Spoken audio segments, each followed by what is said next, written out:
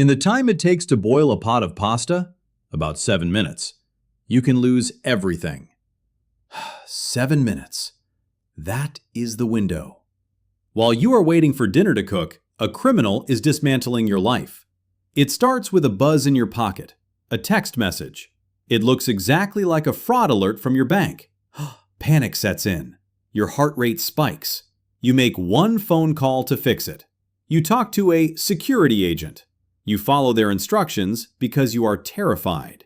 You think you are saving your family's future. But by the time you hang up, the money is gone, vanished into the digital ether. And here is the part that will make you sick. You think your bank, that massive institution with the marble floors and the Secure app, will have your back? Think again. They are going to look at you and say, "You pushed the button. You authorized it. It's your problem." Today we are diving into the phantom hacker scam. We are going to expose the legal loophole banks use to keep your money, the terrifying AI technology making this possible, and the new, intelligent rules you need to survive. Put the pasta on. Let's get to work. Welcome back to the channel. I'm Ryan. Let's be real for a second. You spend your whole life working.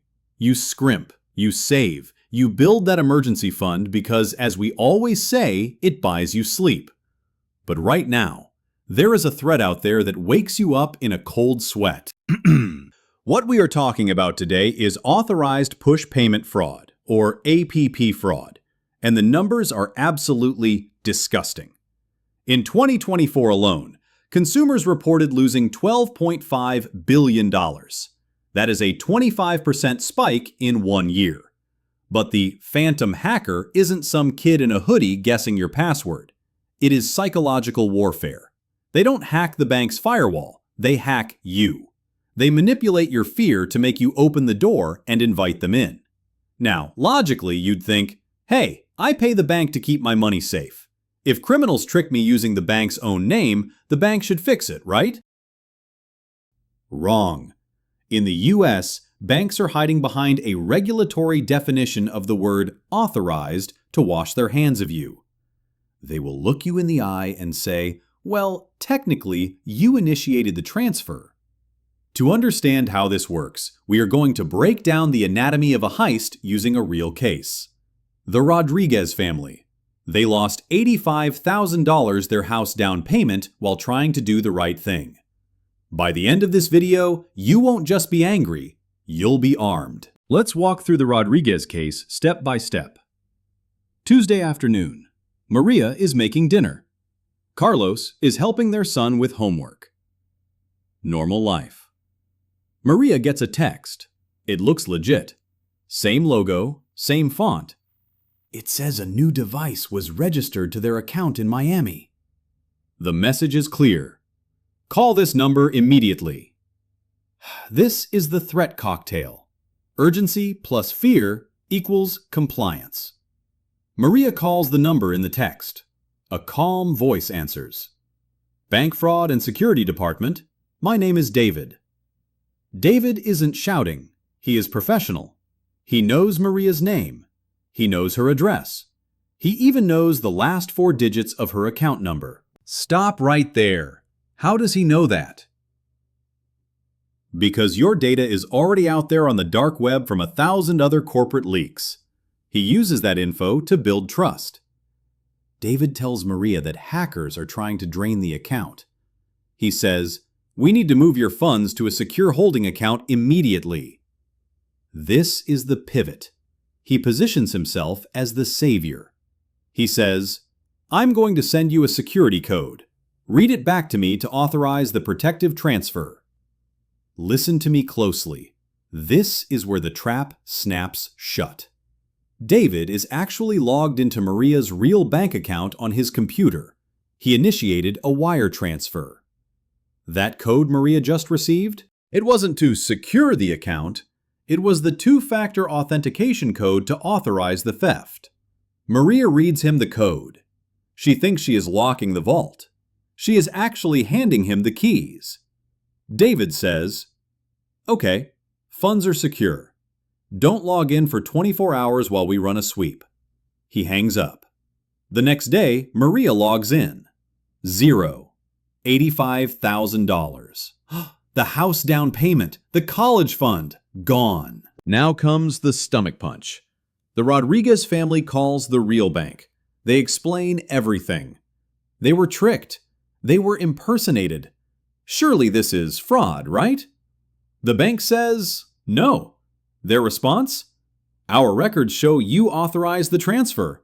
You entered the code. You pushed send. Claim denied. This is where the system is broken. In the United States, we have Regulation E. Regulation E is supposed to protect you from unauthorized transfers.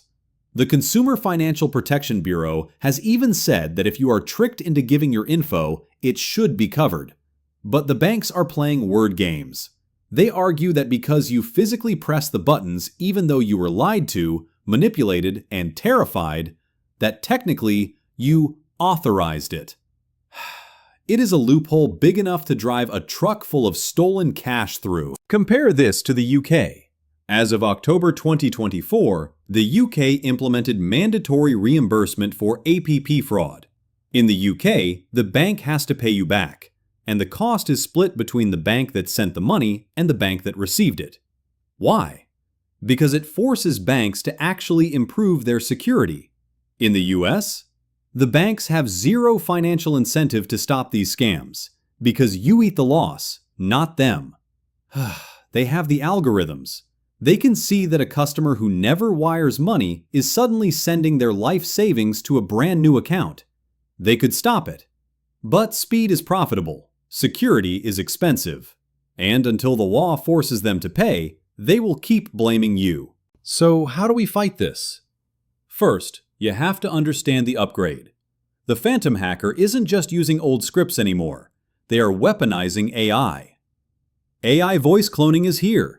With just 3 seconds of audio from your TikTok or a voicemail, they can clone your voice perfectly. Next time, it might not be David from the bank. It might be your daughter, saying she's in trouble and needs money.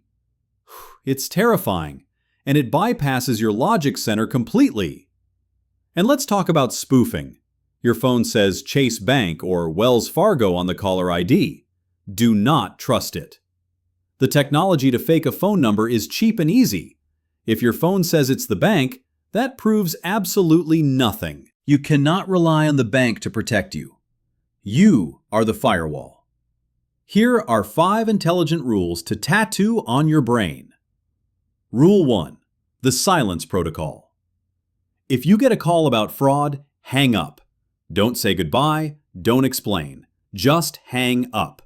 Flip your debit card over. Call the number on the back. If it was real, the notes will be on your account. If it was a scam, you just saved your life savings. Rule 2. The liar's test. If you are on the phone and unsure, feed them false information.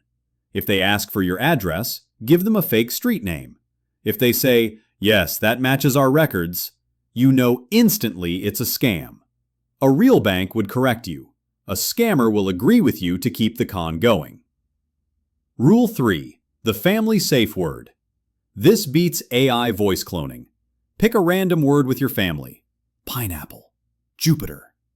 If your daughter calls you crying and asking for money, ask for the safe word. If the voice on the phone can't say it, hang up. It's an AI bot. Rule 4. The holding account myth. Banks never ever ask you to move money to protect it. There is no such thing as a secure holding account that you wire money to. That is a lie 100% of the time. If they say those words, it is a scam. Rule 5. The readback refusal.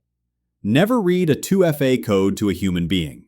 Those codes are for you to type into a screen. If a bank employee asks for the code sent to your text, they are trying to reset your password. Never give it. The Rodriguez family didn't lose their money because they were stupid. They lost it because the system is designed to prioritize transaction speed over your safety. The banks have a choice. They can fix this, or they can keep profiting while you get robbed. Until the laws change, you are on your own. Share this video with your parents. Share it with your friends. You might just save someone from a nightmare.